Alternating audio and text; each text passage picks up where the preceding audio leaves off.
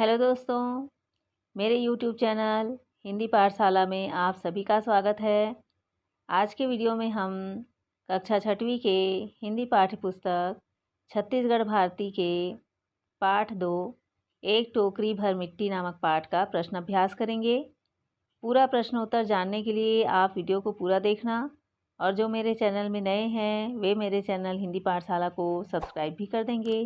तो चलिए दोस्तों, प्रश्न अभ्यास शुरू करते हैं।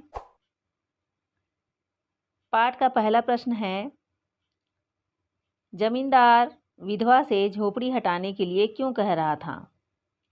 आपने पाठ को पढ़ा है, समझा है। आप उत्तर इस प्रकार से लिख सकते हैं। जमींदार विधवा से झोपड़ी हटाने के लिए इसलिए कह रहा था क्योंकि उस झोपड़ी के कारण जमींदार को अपने आलीशान महल के सौंदर्य में कमी नजर आती थी। वह उस झोपड़ी को हटाकर उस स्थान पर महल बनाना चाहता था। अगला प्रश्न है, जमींदार ने झोपड़ी पर कब्जा करने के लिए कौन सी चाल चली? उत्तर आप इस प्रकार से लिख सकते हैं। जमींदार ने अपने सभी प्रयत्न निष्फल होते देखकर झोपड़ी हथियाने के लिए अपनी जमींदारों वाली चाल चली। उन्होंने वकीलों को अधिक रुपया देकर छल के सहारे अदालत के माध्यम से झोपड़ी पर अपना कब्जा कर लिया। प्रश्न तीसरा है, विधवा की झोपड़ी से कौन सी यादें जुड़ी हुई थी जिसके कारण वह झोपड़ी छोड़ना नहीं चाहती थी? उत्तर है, इस झोपड़ी में विधवा अपने पति, बेटे, बहू के साथ दिन बिताई थी। उनकी यादें उस झोपड़ी में जुड़ी हुई थी। उसे झोपड़ी से मोह था। वह अपनी ज़िंदगी के अंतिम दिन वहीं गुजारना चाहती थी, जिसके कारण वह झोपड़ी छोड़ना नहीं चाहती थी। प्रश्न चौथा है, विधवा की पोती ने खाना पीना क्यों छोड़ दिया था? उत्तर है, विधवा की पोती को भी अपनी झोपड़ी से बहुत लगाव था। झोपड़ी छोड़कर अन्यत्र चले जाने के कारण उसने खाना पीना छोड़ दिया था। प्रश्न पांचवा है, बुढ़िया झोपड़ी में से एक टोकरी मिट्टी क्यों ले जाना चाहती थी? उत्तर है, विधवा ने सोचा कि इस झोपड़ी से एक टोकरी मिट्टी लेकर उसी का चूल्हा बनाकर रोटी पकाऊंगी। इससे उसे भरोसा था कि उसकी पोती रोटी खाने लगेगी। यह सोचकर वह झोपड़ी में से एक टोकरी मिट्टी ले जाना चाहती थी। प्रश्न 6 है, विधवा द्वारा टोकरी उठाने को कहने पर जमींदार नौकर से न कहकर खुद टोकरी क्यों उठाने लगे? उत्तर है, विधवा के बार बार हाथ जोड़ने और जमींदार के पैरों में गिरने पर जमींदार के मन में कुछ दया आ गई। इस कारण जमींदार किसी नौकर से न कहकर खुद टोकरी उठाने लगे। प्रश्न 7वां है, जमींदार को विधवा के सामने क्यों लज्जित होना पड़ा? उत्तर है, जमींदार द्वारा एक टोकरी मिट्टी का भार न उठा पाने पर विधवा कहती है कि जब आपसे एक टोकरी भर मिट्टी नहीं उठाई जाती और इस झोपड़ी में तो हजारों टोकरियां मिट्टी पड़ी है, उसका भार आप जन्म भर कैसे उठा पाओगे? जमींदार को विधवा के सामने इसी बात के कारण लज्जित होना पड़ा। प्रश्न 8वां है, आपसे एक टोकरी भर मिट्टी नहीं उठाई जाती और इस झोपड़ी में तो हजारों टोकरियां मिट्टी पड़ी है।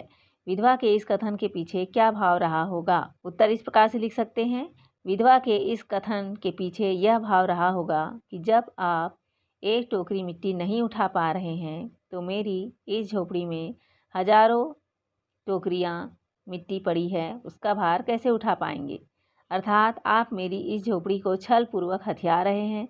इस अपराध का बोझ जीवन भर आप कैसे उठा पाएंगे? प्रश्न 9 है, इस कहानी का शीर्षक एक टोकरी भर मिट्टी क्यों रखा गया है? उत्तर इस प्रकार से लिख सकते हैं। वृद्ध विधवा द्वारा एक टोकरी मिट्टी मांगे जाने पर ही जमींदार का हृदय परिवर्तन होता है। इस कारण कहानी का शीर्षक एक टोकरी भर मिट्टी रखा गया है। पाठ से आगे का प्रश्न है, पहला, जमींदार के द्वारा विधवा के साथ किया जाने वाला व्यवहार उचित है अथवा अनुचित? अपने विचार लिखिए। उत्तर इस प्रकार से लिख सकते हैं, जमींदार के द्वारा विधवा के साथ किया जाने वाला व्यवहार अनुचित है।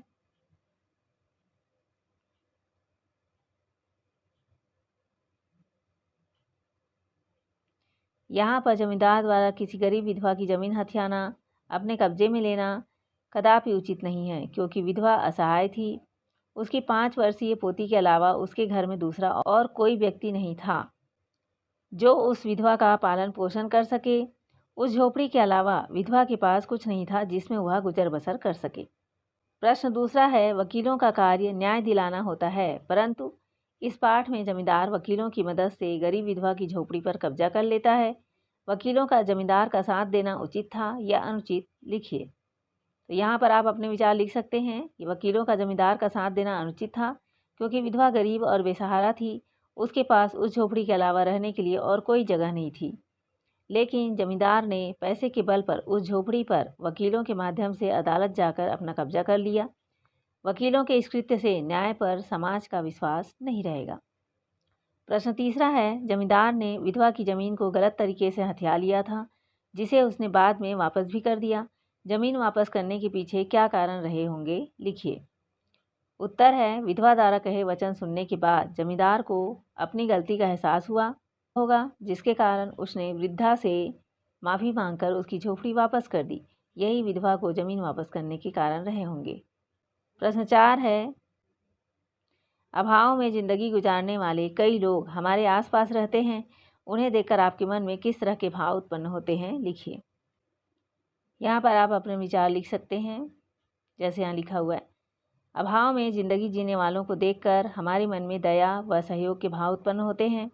एक मनुष्य दूसरे मनुष्य के अगर काम आ जाए तो इससे बड़ी मानवता और कुछ नहीं हो सकती।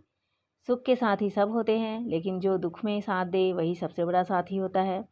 मानवता के नाते अभाव में ज़िंदगी जीने वालों का निस्वार्थ भाव से सहयोग करें। यही भाव हमारे मन में उत्पन्न होते हैं। भाषा से पहला प्रश्न है, पाठ में आए इस वाक्य को देखिए। विधवा को वहाँ से निकाल दिया। यहाँ पर विधवा उस गरीब स्त्री के लिए प्रयुक्त शब्द है जिसे जमींदार ने उसकी अपनी ज़मीन से बेदखल कर दिया था। सामान्य रूप से विधवा जातिवाचक संज्ञा शब्द है, जो ऐसी स्त्रियों के लिए प्रयुक्त होता है जिनका पति मर चुका हो। कभी कभी भाषा में जातिवाचक संज्ञा का व्यक्तिवाचक संज्ञा के रूप में प्रयोग होता है, जैसा कि ऊपर के वाक्य में विधवा शब्द को लेकर किया गया है। जातिवाचक संज्ञा का व्यक्तिवाचक संज्ञा के रूप में प्रयोग के कुछ अन्य उदाहरण निम्न हैं।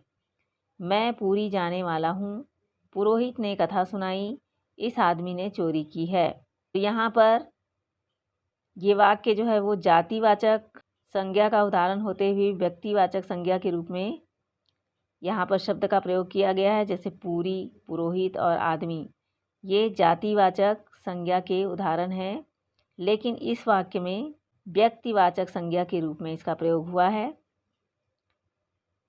अब आप साथियों की सहायता से 10 ऐसे वाक्य लिखें जिसमें जातिवाचक संज्ञा का व्यक्तिवाचक संज्ञा के रूप में प्रयोग हुआ हो। यहाँ पर आप वाक्य बनाकर लिखेंगे, जैसे यहाँ लिखा हुआ है। इस पक्षी को ध्यान से देखो, उस आदमी को बुलाओ, कौन सा हाथी पागल है, विक्रम नामक फौजी शहीद हो गया, आम फलों का राजा है, मैं रायपुर नगर में रहता हूँ, बसंत ऋतु ऋतुराज कहलाता है, इस पुस्तक में बहुत अच्छी कहानियाँ हैं, यह पक्षी बहुत सुंदर है, वह औरत रामपुर में रहती है। इन वाक्यों में पक्षी, आदमी, हाथी, फौजी, फल, नगर, ऋतु, पुस्तक, औरत, ये सब जातिवाचक संज्ञा शब्द के उदाहरण हैं। लेकिन वाक्यों में व्यक्तिवाचक संज्ञा के रूप में इसका प्रयोग किया गया है, क्योंकि यहाँ पर प्रथम वाक्य देखिए, पक्षी विशेष पर ध्यान देने की बात कही गई है, किसी एक आदमी को बुलाने की बात कही गई है, किसी एक हाथी के बारे में कहा गया है, किसी एक फौजी, विक्रम नामक फौजी के बारे में बताया गया है, एक विशेष फल, आम के बारे में कहा गया है, एक विशेष नगर के बारे में बताया गया है, बसंत ऋतु, एक विशेष ऋतु, बसंत ऋतु, एक पुस्तक जो कहानी की पुस्तक है उसके बारे में बताया गया है, एक औरत के बारे में जो कि रामपुर में रहती है। तो यहाँ पर ये सभी उदाहरण व्यक्तिवाचक संज्ञा को प्रदर्शित कर रहे हैं। आप भी ऐसे नए वाक्य बनाकर लिख सकते हैं। प्रश्न दूसरा है, संज्ञा के जिस रूप में एक से अधिक वस्तुओं का बोध हो उसे बहुवचन कहते हैं। जैसे सड़कों पर लोग चल रहे हैं, विद्यार्थियों को पुस्तकें दे दो, हम लोग पाठशाला जाएंगे। तो यहाँ पर सड़कों, विद्यार्थियों, पुस्तकें, हम लोग, ये सभी बहुवचन के उदाहरण हैं। हिंदी में कई संज्ञा ऐसी है जिनका प्रयोग एक वचन में भी होता है और बहुवचन में भी, जैसे बालक जा रहा है, बालक जा रहे हैं। ऐसे ही दो अन्य संज्ञा शब्द ढूंढकर उनका वाक्य में प्रयोग कीजिए। तो यहाँ पर आपको ऐसे संज्ञा शब्द ढूंढना है जिसका एक वचन और बहुवचन दोनों रूपों में प्रयोग होता है, जैसे यहाँ उत्तर में बताया गया है। एक वचन का वाक्य है, झील में मगरमच्छ तैर रहा था, बहुवचन का वाक्य है झील में मगरमच्छ तैर रहे थे। इसी प्रकार एक वचन का वाक्य है आम पक चुका है, बहुवचन में आम पक चुके हैं। इस तरह से एक ही शब्द का दोनों वचनों में प्रयोग बताया गया है। इसी प्रकार से आप भी वाक्य बनाकर लिख सकते हैं। प्रश्न तीसरा है, नीचे दिए गए वाक्यों को बहुवचन में बदलिए। एक वचन का वाक्य है आम पका हुआ है, इसका बहुवचन हुआ आम पके हुए हैं। एक वचन का वाक्य है आदमी सुन रहा है, इसका बहुवचन है आदमी सुन रहे हैं। एक वचन वाक्य है साधु ध्यानमग्न बैठा है, और बहुवचन में साधु ध्यानमग्न बैठे हैं। इस प्रकार से वाक्य लिख सकते हैं। प्रश्न 4 है, पाठ में आए निम्न मुहावरों का वाक्य में प्रयोग कीजिए। यहाँ कुछ मुहावरे दिए गए हैं। फूट फूट कर रोना, बाल की खाल निकालना, थैली गरम करना, आंखें खोलना। इसका आपको वाक्य प्रयोग करके लिखना है। फूट फूट कर रोना का अर्थ है अत्यधिक दुखी होना। वाक्य प्रयोग इस प्रकार है, अपने पिता की मृत्यु का समाचार सुनकर पुत्र फूट फूट कर रोने लगा। अगला मुहावरा है बाल की खाल निकालना, जिसका अर्थ है दोष निकालना या गलती निकालना। वाक्य इस प्रकार लिख सकते हैं, अदालत में वकील बाल की खाल निकालते हैं। अगला मुहावरा है थैली गरम करना, जिसका अर्थ है रिश्वत देना या घूस देना। वाक्य इस प्रकार से लिख सकते हैं, आजकल अपने स्वार्थ के लिए अच्छे अच्छे लोग दूसरों की थैली गरम करते हैं। अगला मुहावरा है आंखें खुलना, जिसका अर्थ है होश में आना या सच्चाई का पता चलना। वाक्य इस प्रकार से बना सकते हैं, प्रायः ठोकर लगने के बाद ही आंखें खुलती है। इस प्रकार आप भी वाक्य प्रयोग कर लिख सकते हैं। प्रश्न 5वां है, निम्न शब्दों के दो पर्यायवाची शब्द लिखिए और उनका अपने वाक्यों में प्रयोग कीजिए। यहाँ पर दिए गए शब्दों का 2 मायने लिखकर वाक्य प्रयोग करना है। जैसे घर का अर्थ है गृह और निकेतन। वाक्य इस प्रकार से बना सकते हैं, इस बाढ़ में नदी किनारे के घर टूट गए। अगला शब्द है आँख, इसका अर्थ है नेत्र, चक्षु। वाक्य इस प्रकार से बना सकते हैं, विटामिन ए की कमी से आँख की बीमारी होती है। हाथ का अर्थ है कर, हस्त। इसका वाक्य प्रयोग कर सकते हैं इस प्रकार से, भोजन करने से पहले हाथ धोना आवश्यक है। अगला शब्द है पुत्र, जिसका अर्थ है सूत, तनय। वाक्य प्रयोग इस प्रकार से कर सकते हैं, पुत्र माता पिता की आंखों का तारा होता है। पैर का अर्थ है पग या पद, जिसका वाक्य प्रयोग इस प्रकार से कर सकते हैं, प्रातःकाल नंगे पैर घास में टहलना चाहिए। इस तरह से आप भी वाक्य बनाकर लिख सकते हैं। प्रश्न 6 है, निम्नलिखित वाक्यांशों के लिए एक एक शब्द लिखिए। जैसे जो कभी नहीं मरता उसे कहते हैं अमर, जिसका पति मर गया हो वह विधवा कहलाती है, जिसका कोई नहीं हो वह अनाथ कहलाता है, जो मरे हुए के समान हो वह मृत प्राय कहलाता है, जिसका कोई सहारा ना हो वह बेसहारा होता है, जिसकी तुलना ना की जा सके वह अतुलनीय कहलाता है। प्रश्न 7 है, आपने स्वर और व्यंजन पढ़े हैं। अ, आ, ई, उ, री, ए, ओ, औ। ये 11 स्वर क, ख, ग आदि व्यंजन हैं।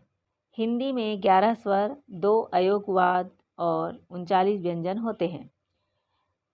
इसी तरह से ये प्रश्न है, इन शब्दों को पढ़िए।